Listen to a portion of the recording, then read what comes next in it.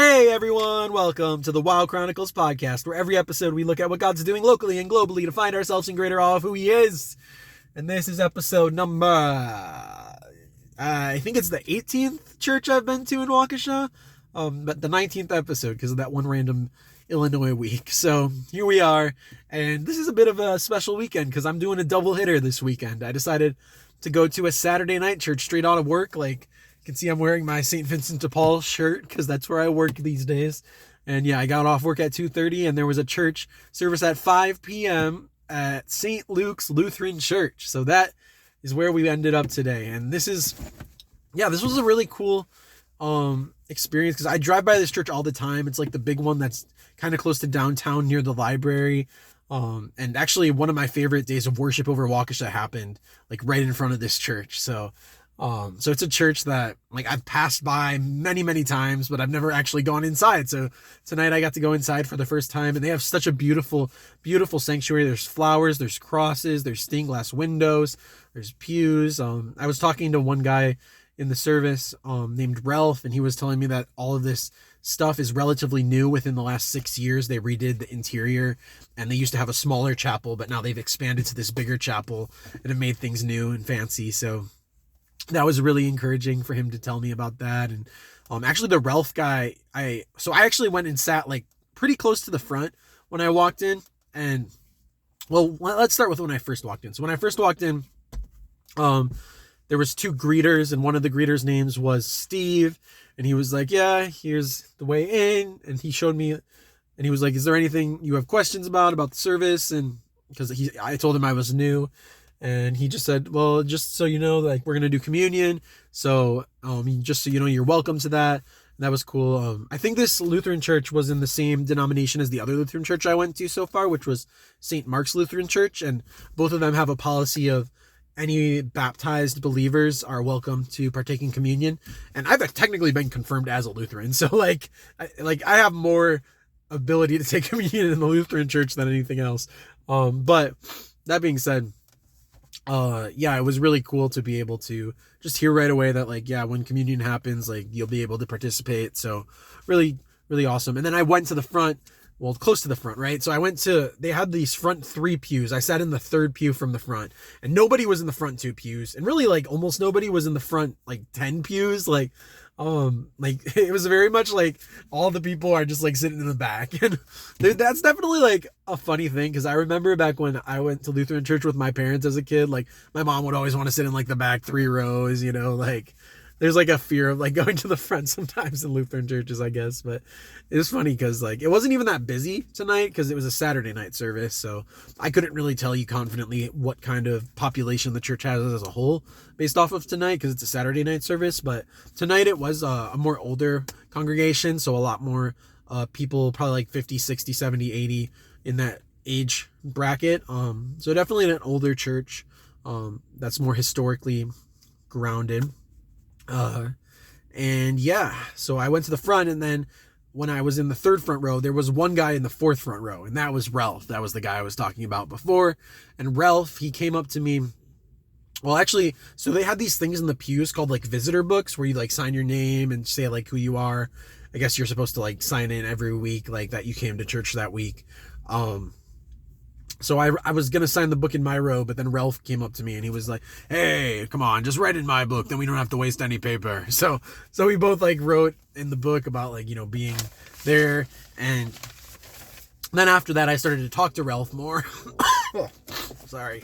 I've been like kind of a little sneezy and coughing and yikes lately. So I'm just going to sip some Gatorade and then we'll get back to it. Okay. So Ralph was cool. He told me that he had been going to the church for a while.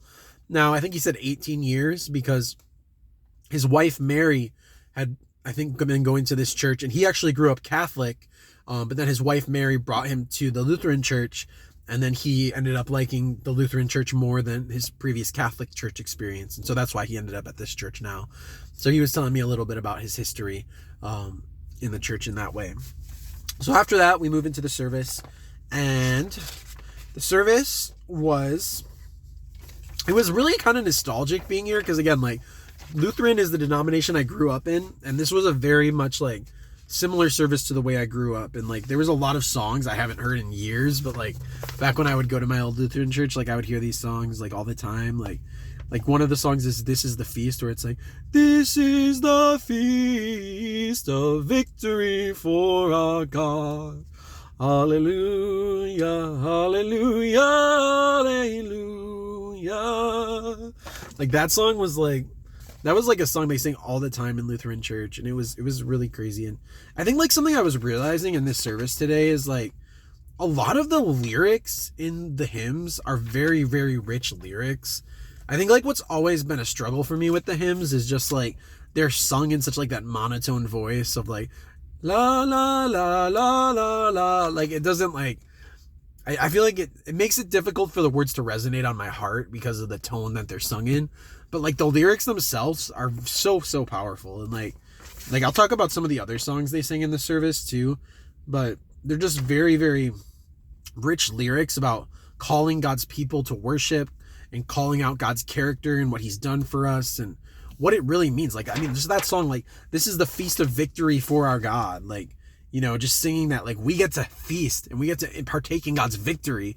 It's like so exciting. And so I love just like that truth that was communicated through that. So yeah, they opened up with just a time of singing and just the pastor speaking. And they also had like at the beginning of the service, and this is another thing they do in Lutheran churches, is they have someone like walk to the front of the room with like a cross, and they have like a kid, they have the little girl like light the candles and then like put the candles out at the end of the service, which is another thing they did in my Lutheran church when I was a kid. Is like we got trained up when I was in middle school to like be one of the people that would like light the candles or put the candles out.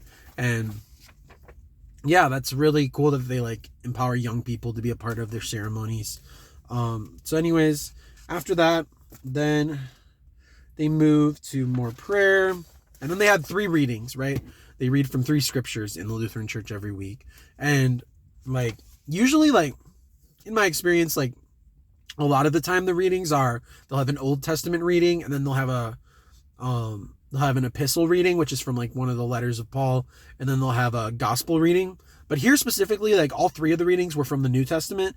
The first one was from Acts, so it was telling the story of Paul and Saul, when he like, you know, got blinded, and then Ananias was called to go and like heal Saul's eyes, even when Saul was this guy that was known for like killing and persecuting Christians. Like Ananias is told to like go and to help him anyways. And so that was really powerful, and just a reminder to follow the Holy Spirit even when it's hard, like, because obviously like for Ananias that would not have been easy to go to Saul and be like, hey, I'm gonna like heal your eyes, like even though like you were the guy that was like killing all my people, you know.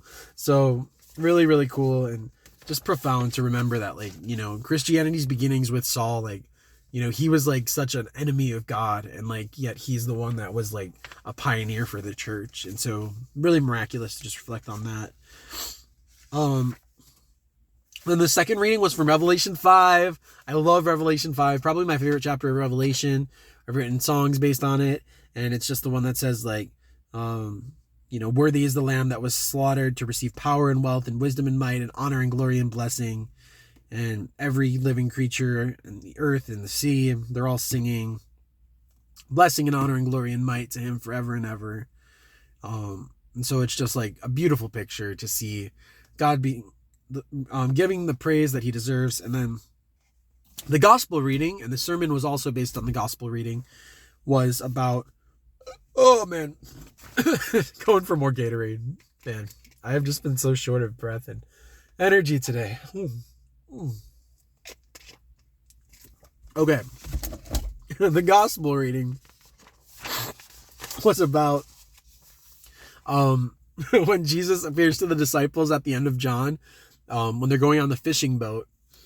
And as they're going on the fishing boat, like Peter, actually, this was something that was interesting that I noticed as they were reading it today, is Peter actually is just hanging out with his friends, and then he's like, I'm going to go fishing. Like, he just basically says this to his friends, he's going to go fishing by himself. And just thinking about the context of this is like, this is 2 days after Jesus died. Like, everything's kind of miserable. Like, it's kind of like I imagine it like you having a bad day like after high school or something, and you just want to go off and be alone and just like kind of sulk. And so like he's just like, I'm gonna get on a boat and go fishing. But then like as he's about to go fishing by himself, like his friends say, we will go with you. And I thought that was like cool because like the pastor kind of focused on that a little bit in her message. She talked about like how like it's easier to deal with the hardships we face in life and those moments where it feels like God died in a way. Like, you know, like Peter, obviously, like Jesus died 2 days ago and he hasn't seen him yet. And in our case, like, you know, sometimes we like can have hopelessness and just feel like, you know, what is going on. But like he can appear and he can give us hope again. And so yeah, so he gives us hope. Just like but like in those moments where we do feel down, it's easier to face those down moments together. So love to see that. And then also like, you know, when Jesus does show up, like obviously they shift their nets from the one side of the boat where they're fishing and they're not getting anything, and then Jesus is like, go to the other side and you'll catch 100 fish. And then they get 100 fish and they're like mind blown and it's crazy. And the lady in her sermon was talking about how, like, you know, in that moment, like all the memories probably were flooding back to them of like all the other miracles Jesus did, like as they were able to fish up all these fish, like, you know, going back to the first time when they saw the miracle of God, like helping them catch fish, or like going back to like the water being turned into wine at the wedding, or, you know, Lazarus rising from the dead, or all these other miracles, feeding the 5,000, like just like imagining like Peter having like the highlight reel of like, oh, like it's him again, he's back, like, you know. And I was thinking about that in relation to my own story with the Lord too, because like there's been moments in my walk with God where I've been like down or like downtrodden, but then like as soon as I see a breakthrough from God, I'm like, wait, oh yeah, he also did this and that and this and that, and like it brings me back on memory lane of like all the times where he came through and did things that were just so beyond like what I ever expected. And that's the God we serve, is he just does the unexpected. He does so many powerful, amazing things, and sometimes we as humans forget and we feel like things are hopeless, but then like he'll show up again and he'll like remind you of his character and his goodness, and it's always good every time. And then the last big thing in that story in John is it goes on to talk about Simon Peter being reaffirmed to Jesus, because, you know, obviously Peter denied Jesus 3 times, but then Jesus asks Peter 3 times, like, Simon, do you love me? Do you love me? Do you love me? And, you know, Peter is like, yes, I love you. Yes, I love you. Yes, I love you. But just like affirming that again, I think is so powerful. And I think like it's so important. Like even thinking about my own life with the Lord, like, and when I've fallen into sin, like in a lot of ways, like sin is, it's loving something more than God in that moment, right? Like in those moments, we put something else before God and put our love for that thing before God, like whether that's our comfort, or whether that's a person, or whether that's popularity, or whether that's riches, or like some other thing we have a greater love for in that moment where we sin than for God himself. And so like for Jesus to ask this question, like it specifically says, Simon, do you love me more than these? Do you love me more than these? And I think like in that context, like, you know, Jesus is just having Peter reaffirm, like, do you love me more than anything else? Am I your number one? And I think it's a thing we should affirm over ourselves too, because, you know, we continue to sin. I continue to sin. I continue to make mistakes. And there's moments where like I have a worldly love for such and such thing that corrupts and, you know, takes the center place over Jesus at certain times. And but like in this moment, like Jesus still empowers Peter to be the one that he builds his church on, still like reaffirms that his love for Peter hasn't changed. And in the same way, like we can reaffirm our love for God even when we have moments where we love something else and put it before him. Like that doesn't disqualify us. And he knows our hearts. He knows the true depths of our heart and what we really put first over all. And hopefully that's him. I hope it's him for me. That's the goal. Even though I mess up. So there you go. Then, yeah, that was that was the third reading, and then the sermon was preached by the pastor. Her name is Marin, and I actually talked to her after the service about her history with the Lord, and yeah, how she's been at this church. And she said she's been at this church for like 1 year, but she's been a pastor for 20 years, and she did seminary, and she actually grew up in Minnesota and Minneapolis, so a lot of really cool connections there. And yeah, it was great to get to know her after the service. So anyways, then they sang a song called "What Wondrous Love Is This." Yeah, and it just sings about God's wondrous love and how he meets us when we're sinking, and how we're going to sing his praises because he's worthy. And then we're free from death. And then they say the Apostles' Creed. They go to the prayers of intercession. Then they had a time of peace. Peace be with you. A lot of churches I've been to have done this, where they'll have like a time in the service where it's like, time to say peace. And then like everybody around the room, like just like shakes hands with random people and is like, peace to you, peace to you, peace to you. And so this was one of those churches where everybody was like, peace to you, peace to you. And so everyone was sharing the peace. And then after that, they had an offering. And then they moved to, then they moved to communion. And, oh man, wait. Okay. They moved to communion. And like I said, communion, I was welcome to participate. They had everybody walk to the front of the room, grab a piece of bread from the bread bowl, and then go up to the wine. And it was wine. It was a wine church. Like, again, you never know what you're going to get at these churches. Are you going to get wine? Are you going to get grape juice? Are you going to get water? Like I got at that one Mormon church. Like, it's always different. But today, they were authentic. They had the wine. And so I had wine in communion with the bread. And they sing a really good song during that as well. It's called I Love to Tell the Story. And it just says, I love to tell the story of Jesus and his glory, to tell the old story of Jesus and his love. Yeah, that's a really classic one too. And it's just like this really powerful declaration of like how telling the story of Jesus in our lives is what gives us joy. And like, even in my own life, like, again, I see it over and over that like whenever I get the chance to share my testimony, I get so excited. Like sometimes in life I get really down because I don't get to share my testimony as much as I would want to. But like when I actually get the chance to tell it, like, and like remember what God's done in my life, and then even in the greater scale of what Jesus has done for all creation, like it's really, really powerful. And yeah, just a great song reminding of that. Then they moved on to the blessing and the end, and they walked out, and they had a song called Go to the World, and it's just all about now going out into the world, and taking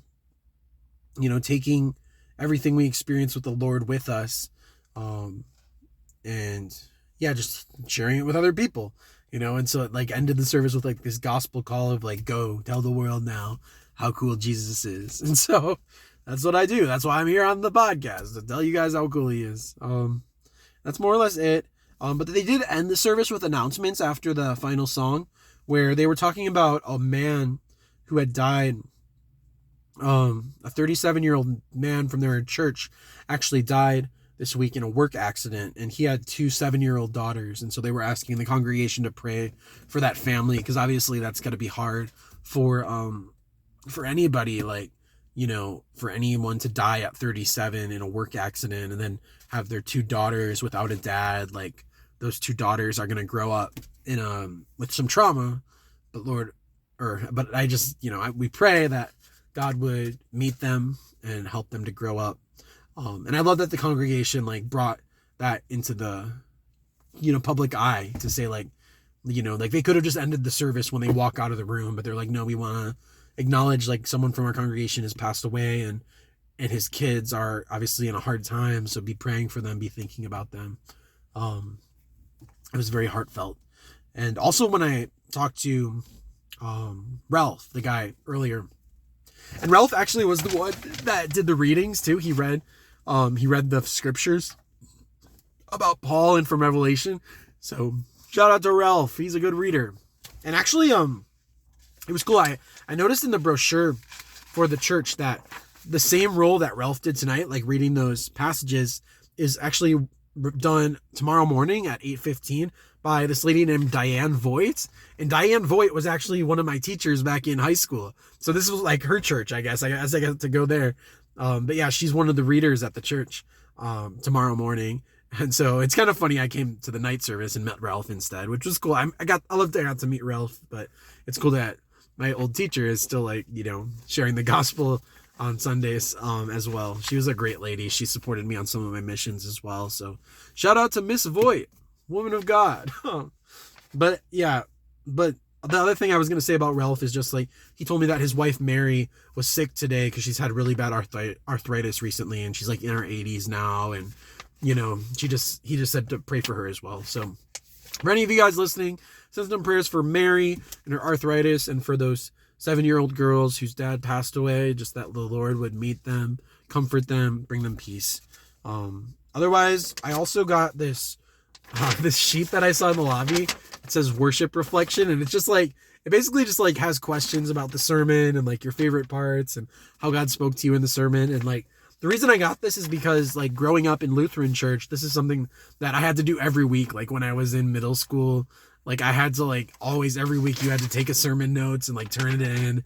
And like, a lot of the time it felt like going through the motions, but like, I think like something probably was happening in me, like in that time, like even though I didn't fully commit my life to the Lord until high school, and like when I left the Lutheran church, like, there's seeds being planted in the midst of an environment like this. And when you're like having the intentionality to write down what God is speaking and what the sermon's about and what the readings are about and things like that. So yeah, so they have sermon notes, so you can take something with you after the message, which I think that's an encouragement, that the church is like encouraging its congregation to take something away, and not just like to leave church and be done, but like to take it with you. And even like that last song of like, go and tell the world, like very outreach focused. And another thing they made an announcement about is that there's actually another pastor at this church that wasn't here today, besides Marin, the one that spoke.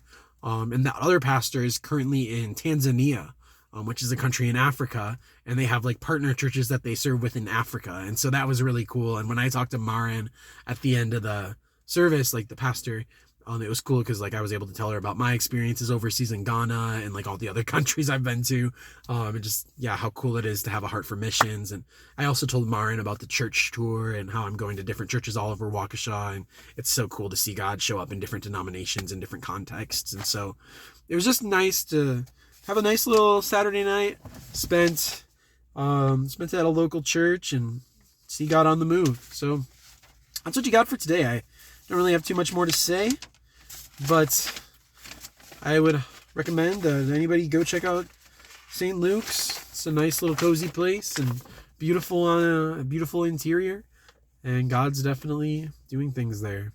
So that being said, thank you guys for tuning in. And like I said, it's a double feature, so I'll be back tomorrow with another church. I don't want to spoil what it is, so if you want to know, make sure you tune in then. But until then, stay in awe and wonder. Adios.